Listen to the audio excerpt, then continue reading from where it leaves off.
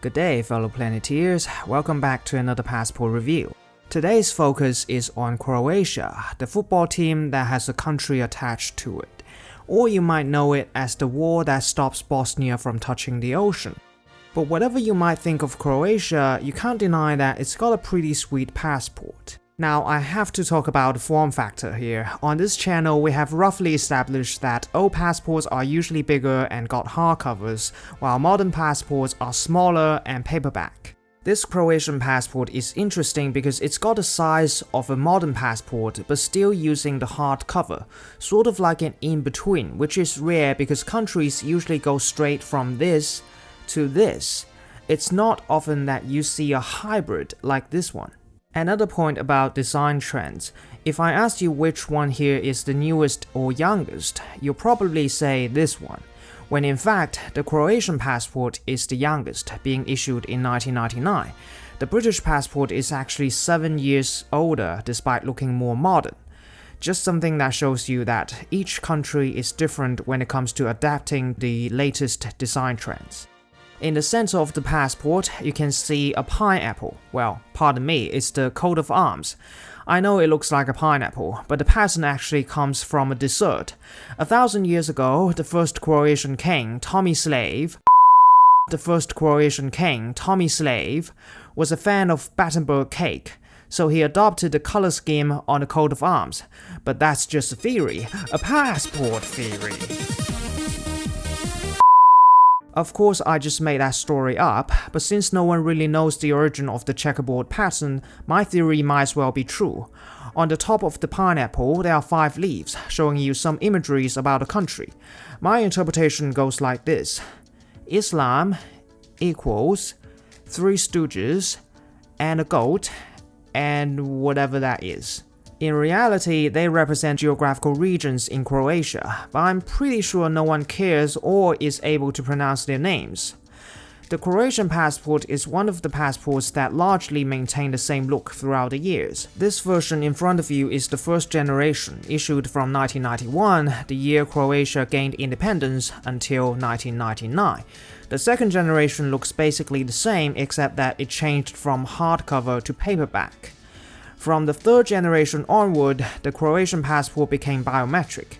They just added the biometric symbol in the bottom right corner. I'm not a fan of this design. The symbol looks out of place. If you want to be asymmetrical, go all the way. But anyway, that design only lasted for 6 years until the EU passport was introduced in 2015, 2 years after Croatia became an EU member state. The EU Croatian passport is by far the most different compared to its predecessors. Out with English and French, in with the writing European Union. However, the passport remained navy blue as Croatia is the only EU member state that doesn't follow the European tradition of having red passports. By the way, if you want to know how passports colors work, I have an entire video dedicated to that, link in the description. The reason given by the government was that since the red color was not mandated, they would like to prioritize consistency, which makes sense. This definitely makes the Croatian passport very iconic. On the first page, we are treated with the color version of the coat of arms again. The inside front cover also uses the coat of arms as decoration. In fact, the coat of arms is the only decorative element on the entire passport. This reminds me of the Bosnian passport. In that episode, I talked about the lack of symbols, slogans, and imageries to represent Bosnia. Although it's not the same case, you can see that Croatia is definitely still exploring its national identity in this passport here. The checkerboard, while fashionable, gets old pretty quickly if every page repeats itself. Now, I heard that the Croatian football fans came up with a new symbol for the country during a football match against Italy in 2015, and they put it on the field. Maybe use that one on the passport? As for the national slogan, the country already has a slogan that was created in the 1940s, when Croatia temporarily became independent for 5 years. That regime was supported by many countries, such as Germany, Italy, and Japan, and they built a lot of special facilities for the Jews, Serbs, and anyone who isn't a Croat, to be honest, to concentrate in. Must be because these people get distracted really quickly. Very few people know about its history, and that slogan is still used today. What I'm saying is, if you don't have much to show on your passport, try put that slogan on and see how other countries react. I'm saying this because the passport is just way too plain.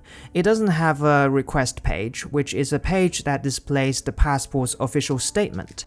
It doesn't have the notes that tell you how to handle the passport and what to do if you get into trouble overseas. It doesn't have any of these. What it does have is space for your children's information. On this channel, we have seen many old passports that have spaces for the passport holder's spouse and children. This feature was there so that when you travel with your whole family, you only need to pay for one passport.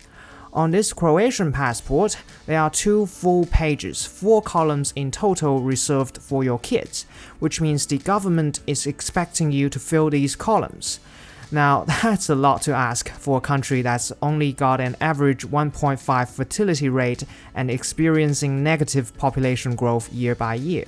On page 8, there is a random stamp and a signature from the local police chief.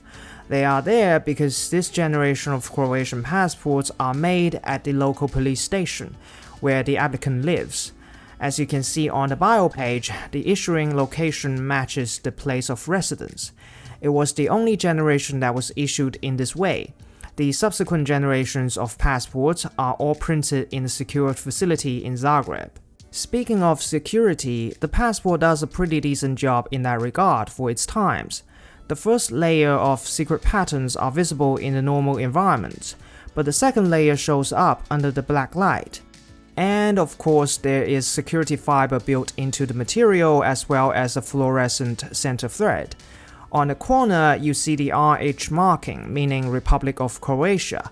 On the other side, the writing HTZ appears. Google tells me that it means the Croatian Tourism Board, but I'm not too sure because it seems weird to get the tourism facility involved in making a passport. If you know what HTZ really stands for, leave a comment. And finally, the watermarks, made up with RH writings and pineapples. Good to know that the Jamaican passport is not alone. Alright, that's it for the Croatian passport. The specimen is preserved so well that it looks like brand new. It's a bit of a shame that it doesn't have any entry or exit stamps, but never being used definitely helped with the well keeping, so I can't complain. As usual, if you like this video, give it a thumbs up. Subscribe to see more passports from all over the world. Peace.